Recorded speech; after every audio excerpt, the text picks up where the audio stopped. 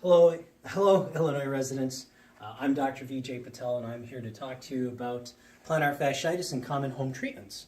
Plantar fasciitis is a condition that afflicts many people. About 10% of the population experience plantar fasciitis. It is more common in women than it is in men. The typical hallmark signs of plantar fasciitis is significant pain in the heel and in the arch of the foot upon a weight bearing.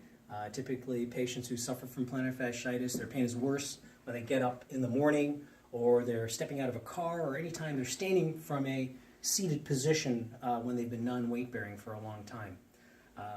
Typically, the pain resolves or improves if you've been on your feet for a while and walking.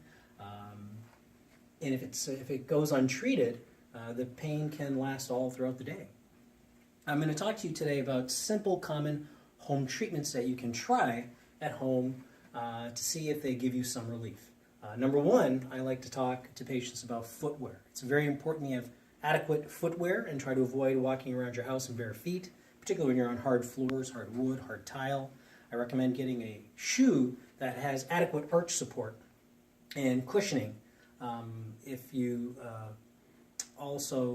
can't do that, or you don't prefer to do that, you can use fatigue mats, whether that be in your kitchen or in your bathroom. You can get appealing ones that don't look too bad. That'll help to reduce some of the pressure on the heel and the fascia. And if that doesn't help to resolve some of your problems, you can try using some stretches.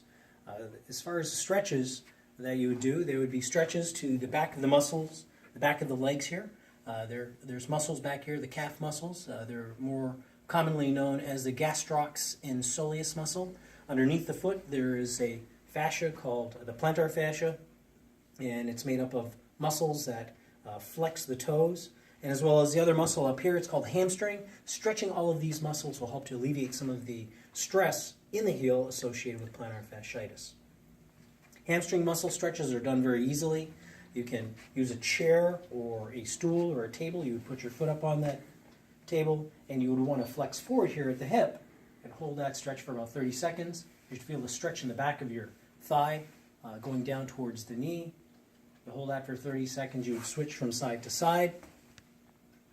At home, you could stretch the gastroc and soleus muscles in the back by using a step or a block. You would place it on the floor close to a wall, and you would stretch the gastrocnemius muscle, which is the muscle up here, the higher muscle behind the knee, with your knee straight. You would step forward with your knee straight, and you'll feel the stretch up high in the calf. You hold that for 30 seconds. And in order to stretch the soleus, which is a muscle that's underneath the gastroc, you would stretch it by pushing your knee forward in a bent position. And that stretch will be felt a little lower down towards the ankle. All of these stretches should be held for a minimum of about 30 seconds. You can do 3 sets on each leg. You can do that up to 2 to 3 times a day. The other stretch I'm going to recommend is you can use, it's for the plantar fascia underneath your foot. You can use a tennis ball, a golf ball, or a lacrosse ball. What you would do is you take a seat in a chair, place the ball on the floor, make sure you remove your shoes, and you would place the arch of your foot on the ball and gently roll back and forth with tolerable pressure. Often this is a little uncomfortable. However, you would continue doing this stretch for about 1 to 2 minutes. You should feel some of that discomfort subside.